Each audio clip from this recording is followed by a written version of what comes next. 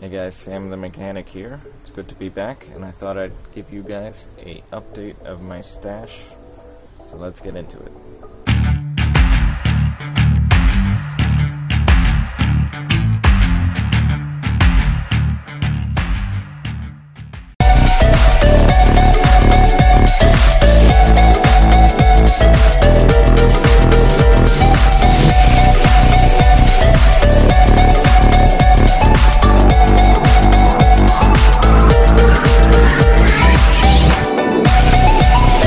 Okay, so since you guys have last seen the bike, it's went through quite a few changes, and these are those changes. Let's get it.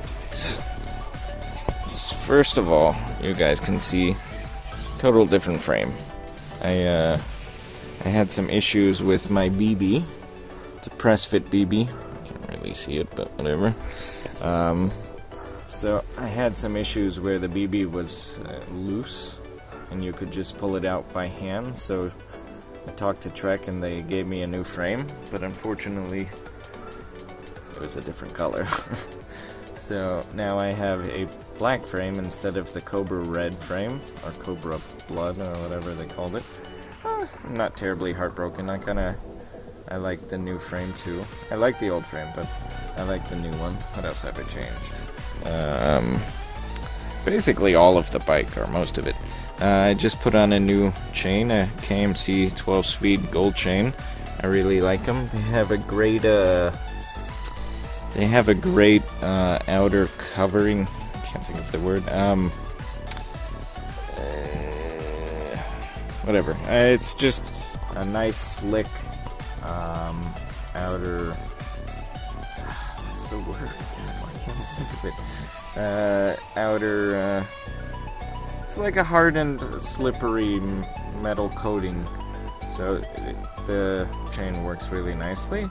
A big change that you guys can see here is I got rid of those big, awful 50mm Duroc Sunringle rims, and I built on a pair of DT Swiss EX511s with a 30mm width. So I get from the beginning, my bike was not meant to be an aggressive bike. It's my second bike, so I use it more for cross-country and night riding. So now I have a much lighter set of wheels. I dropped about 1.8 kg with the wheel builds, getting rid of those rims and switching out the tires, which are also another thing I love, is these Vittoria Mazcals with the tan sidewall. Can't get enough of them. The tread's not too bad. I actually did a 19-mile ride today, mostly single track, and had a really good time. What else have I changed so far? I added in some Spank spacers in the headset. I already had red spacers, but the salesperson came in and they were selling for real cheap, so I bought them at the shop. What else? Right now, the crank that came with this bike, got moved to a different bike. My first bike, the crank had warranty issues, so I sent that in and then moved the crank from this bike to that bike, and then I had spare parts for this bike, so I built a crank out of half of my bad crank, which is an XO1 AXS crank, and then half of a descending crank.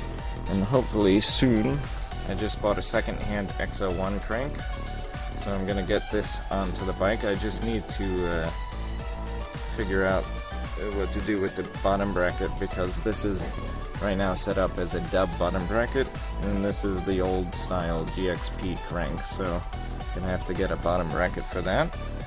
Other than that, that's about it.